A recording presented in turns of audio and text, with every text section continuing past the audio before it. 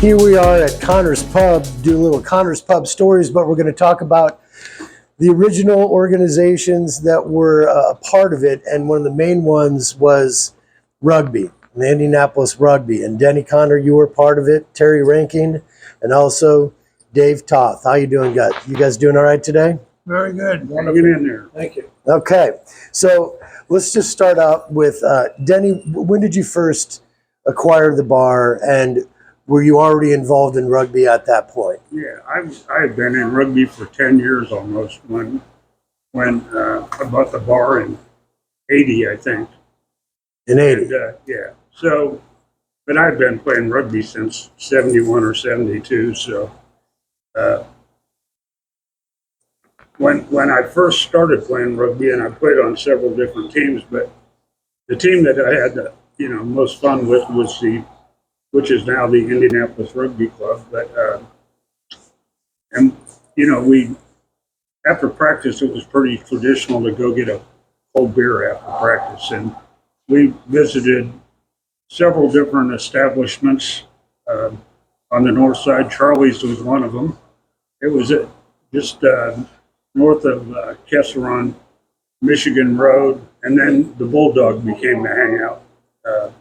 Tom McNally, a former player who was young then, worked at Mo and Johnny's, and we drank there for quite some time until I opened this up.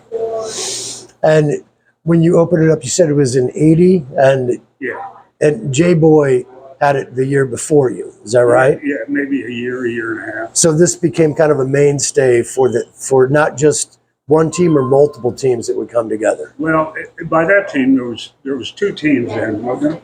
80s, the Centurions and the Reds. And the Reds, yeah. When did they merge, Dave? 80? Did they merge in 80? Yes. That's what the patch says. Yeah. Yeah. So- 1980, because that was the first year they went to the Midwest in the select tournament, and Indy was one of 12 teams playing the tournament as a team that had never had a record. Yeah. All right, so what did you play in high school sports? What did you play in high school sports, and what did you play in high school sports? I played football. I wrestled and played some baseball. It varied from year to year because I didn't play them all year round. Okay, then Dave, Played a little baseball in high school. That was all. then Terry. Well, ran cross country 1 year. That sucked. Changed that to golf, and then baseball, and then I started playing rugby when I was a junior in high school. I had to play for Ohio State. There weren't any high school teams in Columbus at the time. Okay, so when you first played, who was your first coach? Bill Bryant. And yourself? I'm trying to think. Tom probably, Verplank. Verplank? Or Grierson. He was a player coach. Yeah. Was he around when you started? Oh yeah, Bob was there, but Bob was more administrator. Bill Smith was one of them. He was an English guy, and then Glenn Myrick was a Welsh guy, and then Eric Parthmore, who was an Eagle prop. Those were the three coaches at Ohio State at the time. Okay, so if you could just, Terry, briefly describe kind of the dynamic of the team and the positions of the team, and then we're going to kind of go through how you guys got plugged into those positions at the very beginning. I think when you first go out to the rugby field and somebody sees you that's been playing, they kind of look at your size. They look at your stature first.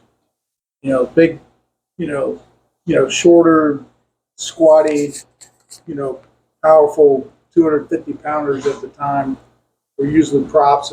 Just that they didn't run very fast. Somebody that's short and squatty and tough was probably a hooker. So 1, 3 were the props. 2's number was the hooker, so he's in there in between the props. If we had a tall, lanky guy, he was usually the second row, 4 or 5. 6 and 7 were the flankers, and they were typically your linebackers. That you would, if you looked at football, they'd be your linebackers. Fast and hard tackling and always running around and had a lot of stamina. The number 8 was kind of like your tight end, great hands, big guy, kind of controlled the back. Then you got scrum half is typically someone shorter but faster and good hands. Got to be a good passer. It's usually your number 9, your scrum half, or we call him a halfback. Then it goes out to number 10, who's probably the best player on the team because he's got the mindset for it to be able to control the whole team. Basically makes all the calls. That's usually a fast, bigger, fast guy. Got good hips. That was Denny. Denny was swivel hips. And then he had 2 centers, 12 and 13. Those were usually bigger guys that were fast and could tackle good because you need someone big. By the time you hit the wall, offense against defense, you need someone big because that's when the tackling usually happens. Your fast guys are out on the wing. That's 11 and 14. And then your fullback is like your safety, and he's back in 15. So that guy, he needs to be able to kick real good. You got to be able to catch good, and be able to tackle good. So where'd you get plugged in at the beginning? I got plugged in at second row because I was slow as molasses. So I played baseball and golf. But then I even played at Miami in Ohio. When I played there, I kind of figured I need to get faster, so I started getting faster. And once I got faster, once I got back to Ohio State and finished up at Ohio State, I was kind of fun. And then what's the size of the field compared to football, soccer? It's the same as a soccer field. Same as the soccer field. It's got end goals, though. Yeah, Right. yeah, but there's Like you have in football. So Dave, when you started, where did you get plugged into? What positions did you start playing? Probably I was not identified as any one spot, so they threw me in the second row because they were lacking in second rows for the second team. So eventually I ended up in the front row. I'm terribly undersized for a number 1. I had to learn to manipulate the rules, as it were, or the laws, as it were. I cheated a lot. You ain't cheating in rugby. What's the easiest way to cheat in rugby?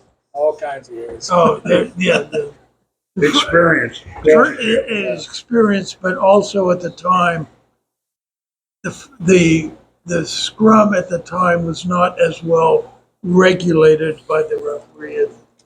It was just come together and Hope for the best. yes, and I was I was probably at best maybe 220, but I knew enough to how to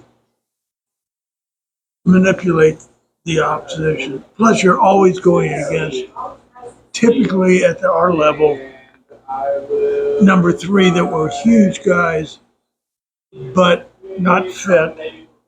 And as the match wore on, their efficiency was diminished. Where I was always at pretty well at that same level from start to finish. So I would take a lot of abuse at the front 20 minutes, but at the last, you could work your way to make it to your advantage. Okay, so Danny, where did you get plugged into? I know they spoke to it, but Well, I what's you got describe plugged it? in with it. Like most guys starting out, I played on a team where there were 2 guys that knew anything about rugby. The guy that coached us had played at IU, and most of the guys I started playing with were buddies of mine from high school, or guys from the neighborhood. And I got plugged in at 10, and I don't know why, but that's what I played the majority of my rugby career at, was 10, and I guess I could catch and kick, and I knew how to tackle, because none of us knew what we were doing. But I think we had all, just being on a playground as a kid, we played smear the clear quite a bit. and it correlated to rugby pretty well. Right. All right. So this is kind of just a general question, but what are the main what about rugby do you love and kept you motivated to not just play it, stay involved in it? What about the sport itself? We're going to go through each of you on this. Well, I just think it's most people here don't understand, but if you play it for a while, all the sports I played, it was the funnest of all of them. If you're not afraid of physical contact, you got to stay healthy to play it. You got to be cardiovascularly fit. And I was always kind of blessed that way. And the camaraderie. It's funny in rugby, and it's probably true in all sports, but we had ditch diggers to doctors on the team, and everybody got along. We traveled a lot. You met people from I think, were you a fraternity boy in college? Rugby's a gigantic fraternity, is what it is. So you go play teams like we play teams annually. You go play with them. And rugby, it's a tradition to party with the team you played against afterwards. So you meet people from all over the United States, the world, and all those things appealed to me at the time. Dave? What appealed to me most, other than the camaraderie, you have to it's a thinking game. You have to be able to, at a moment's notice, change from offense to defense, recognize what your teammates are trying to do, and you just can't run plays like in football. Everybody has an assignment. There's times when it's improvisation at its finest, and you have to think about what's happening, how you can plug yourself in, or how do I play? They're attacking us. Where are their weak spots? Where are our weak spots that they're coming at? And you have to then say, okay, I'm plugging myself in there, that gap. So that, to me, that was as much an essence of what the sport is as here we are today. The guys that we played with, I'd much rather be with, I call them dirtbag rugby players, than guys in my profession. Terry, That. what about your view on the passion and the dedication? I think the camaraderie is the number one thing. I mean, I traveled around the world, and everywhere I would go, and this was back in the mid '80s. I'd wear a rugby shirt and get off the train and go to find a rugby bar and get welcomed in. And How would you even know where to go to find that? That's something I'd ask? just You find and you ask. When you're over in Europe, especially, there was a lot more rugby in Europe than there was in the States at the time. So every little town had a rugby team, and you came to know that. So, and every team they either had their own field or they had a pub that they hung out like at Connors. So you just try to find it. You can also go to the visitors bureau. Every little time, a little visitor spot, right? At the train station. Say, hey, where's the rugby bar at? And they tell you, and you go there, wear a shirt, and get invited in and go. So that's the biggest part of it. But the thing is that rugby is what people don't realize is now it's super strict. All right, I mean guys are working out all the time, and they finally got to the level. Back then, rugby was our workout, and after the game we'd go have a couple beers with the boys, and at least a couple beers every hour, and just learned about them and everything else.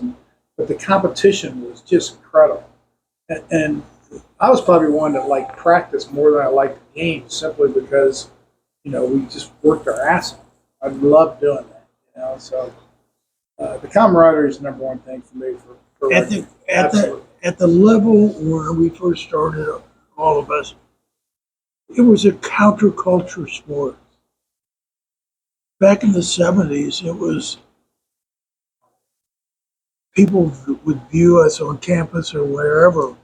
It was, you guys are the hippies of the world, of the sports world. I mean, we didn't fit in to the structure. yeah, the structure that most of society had thought about.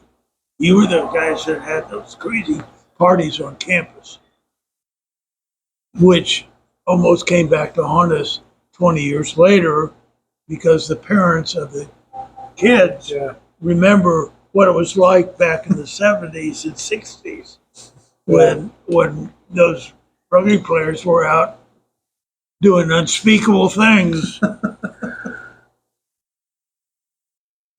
So, Terry, you mentioned that you've been around the world doing this. You said New Zealand, Austria, Germany, France, Canada, Ireland, England, and Denny, you also hit England, Ireland, and Canada. Dave, what about you? Did you ever play outside of the United States? Played in Wales, went to the World Cup in '99 with my son. We went with the South End Rugby Club. We were in Ireland, played in Dublin, went across the Irish Sea to Wales, played in a small valley town there, then went to England. We didn't play over there in '99, but we did play in '97 when Indianapolis went to King's Lynn, Simon's old club. We played 3 matches there. Then 2000, I went with Bowling Green University to Wales, back to Wales. Played 3 matches there. In 2005, went with Bowling Green University to Ireland and played 3 matches over there. Okay, so I would assume that because you're from Indianapolis, Indiana, and all of a sudden you're playing in another country, that some of the adversaries, some of the competition wouldn't give you that much credibility and might be a little cocky to you out the gate. And maybe that would transcend to a little bit more of a kind of an aggressive nature on the field, like, oh, well, these guys are just from the States and they're just from Indiana. So, Terry, if you could speak to a couple situations that they didn't give you credibility, but that you guys showed up and showed them what was going on. I got more than a couple. '97? Yeah, '97, like Dave was saying, we took the team over to England, up in a north area, up in King's Lynn, which is north of Cambridge, and played over in Westport County. And Mayo or anything? and we went over there with the team. It was a very, very good team. And the first team, and the team we were kind of touring against was organized by the brother-in-law of Simon Bidney, who's from Kingsland, lives here in Indy, played with us. And we go over there. We played 3 matches, and the first two matches we just destroyed the team. They didn't even score on us, and they were local. Probably they weren't first side teams. They were Probably, yeah, and I don't know what division they were at either. yeah. So what do you think, Dave? Were they? Well, Simon's, the first Saturday match was supposedly their combination team that they were picking from several clubs. Yeah, kind of like a select side. Select side, yeah. Yeah, we trounced them. And then the second game, we went over and played over North in Walsham. North Walsham. And they tried to do the same thing, and we beat them. And then we came back to West Norfolk and played the final game. And the only reason they scored any points was because for some reason, they stuck my ass in the game to play scrum half. I was coaching.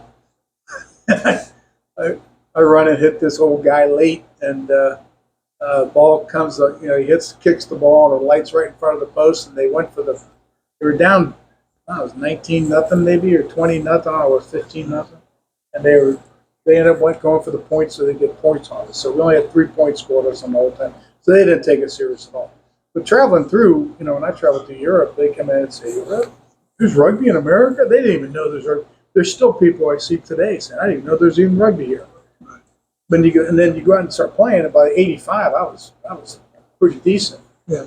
I'm running around here asking, "You got to stay here and play for us all season." I said, "I'm on the train in a week."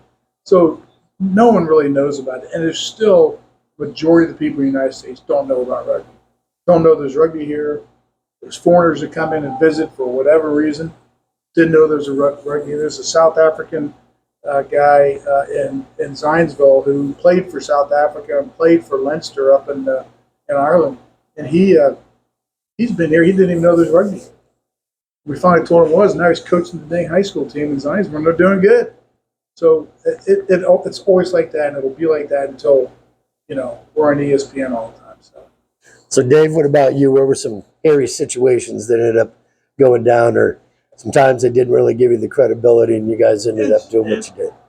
Just mirrors what Terry said. I mean, we played in a match in Kings Lynn, and it was, they just weren't expecting, first of all, they weren't expecting us to tackle like we did. I mean, we were putting a lot of hits on. They weren't used to that crunch tackles.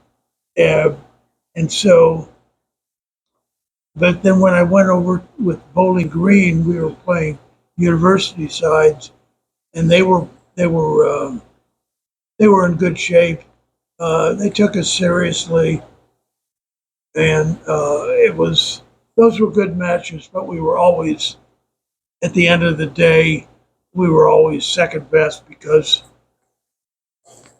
you can only teach skills so long, and then it becomes experience of how you apply those skills. And they've got years on us, so we're playing catch up. Now some of us are way beyond catch up time, but and that's the problem with our youth today versus their youth, is they've been playing 10 years when we've been only playing 5 years or something like that. And it's always going to play that catch up until we get parity or close to parity, experience wise. Okay, so Denny, if you could speak to the Indy Reds image up above you. Okay. This picture, Yep. well, the Reds journeyed to Ireland for a 2-week tour, and I think it was 77? 79. And we had a comrade that is in that picture with the sign hanging on him that was living in Ireland at the time, and he's the guy that set the tour up to get us over there. And we were greeted by him at the airport, and we fly Is into that Shannon? Yeah, we flew into Shannon Airport, and Mr. Considine welcomed us with a great regard, and that's what that picture represents. And he didn't get in trouble, right? That's he kind of did, but didn't. He talked his way out. He was pretty fortunate not to be. So if you're going to be that cocky, you're going to probably be able to talk yourself out of a situation. Yeah, he had been living over there for probably 4 or 5 months. So, not that he knew the police officers at the airport, but he was a pretty good bullshitter. Right. And I heard he ended up becoming a bush pilot in Africa or something like that. He traveled the world constantly. I mean, he went around the world probably 3 or 4 times. Wow. From the time he got out of college, and he passed away in Africa. Right. And he was a bush pilot over there. They flew aerial safaris, and they also moved cargo around. So just any way they could make a buck with the airplane, him and his buddy owned. And now, so somebody else who also has passed was Tom Verplank, and he helped essentially all of you kind of get the organization going. Would you describe Tom and what facets of how he helped grow what you guys helped build? Well, Tom was an avid sports guy. He was an athletic director at Rod Ripple High School. He'd been an all-state football player. He was a pretty opinionated man, to say the least. And but he was a coach by nature too. He coached football, he coached basketball, he coached track and field. So he had that going for him, and he let you know what he always let me know, usually very vocally, when you did things right or you did them wrong. And but Tom was he loved the sport of rugby, and he had been a good athlete, and it was his passion. I mean, other than coaching and having a family, I think rugby was the most favorite thing he ever did. So he was a great guy. He could get under your skin once in a while, like we all can. But he was he promoted the sport of rugby in a lot of different ways. So how did you guys get connected with him? How did you all get connected and start help growing the sport?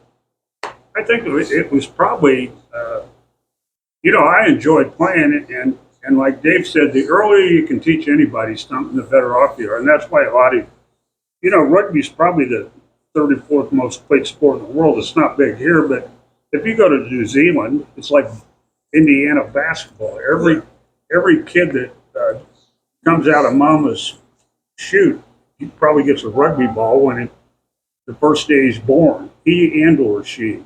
So it's a perspective. Rugby, like Terry said, very few people in Indiana know what rugby is. But if you go to Europe, rugby is like watching football here. They play it every weekend. It's professional. And over there, like these guys, there's so many echelons of rugby in Europe, from the professional level down to guys that meet on Sunday at a pub and go out and play for a couple hours and then go drink it again. And the skill levels from just like here, if you're a professional athlete, the guys that are playing pro rugby in Europe or New Zealand or anywhere around the world where it's a big sport, those guys are like NFL players or NBA basketball players. They're phenomenal athletes. So how did you guys really kind of get connected to start working together? Well, I think we were all on the same team together. And what team was that? That was the Indy Reds. That was the Indy Reds. I went here for the Reds. Yeah. I came here I was here in '86 for a half minute, and figured out at that point that it was such a cool enough city I wanted to come back. So met my future wife in '87, and she lived here and said, I got to come back. And this bar, believe it or not, this bar is one of the reasons I'm back. I moved back over here because of the camaraderie and all the shit that happened in here, and just the fun part of it. So the connection we got with Tom is, you come into a club, and then, once you come into that club and you play for that club, you're part of that family. So, and these guys were all around here a lot more and put up with Tom a lot more than I did. I only played a couple games with Tom. He was, kind of past his prime at that time. But it's simply what it is. It doesn't matter how long you go. If you're there for a day or two, you're still on the team. All right, so let's talk about successes. So different team situations that you won tournaments, you won some big ones that really, for when you played personally, and then also when you coached. What were some major moments that you were able to be a part of? Probably as a player, we went to St. Louis, and St. Louis had an annual Easter Rugby Fest, and it brought teams in from all over the country. And I don't even remember, it was probably 74, 75. And we went there and brought home the hardware, and there was some quality teams there. Of all my experiences winning a big tournament, that was one of the bigger tournaments you could go back to in the 70s, and we went over and won it. So that was probably the tournament out of all the rugby I played at the highest level that I ever played at, because we were a Division I team then, and we played some quality teams and came out, on top. That was, and all my experiences. I did a lot of stuff at the high school level, coaching, but not playing. Dave? The things I remember most are the 2004, 2009, when the club went to the Nationals. Let's do a little shot of that right there. So that is the 2009 Nationals Final Four.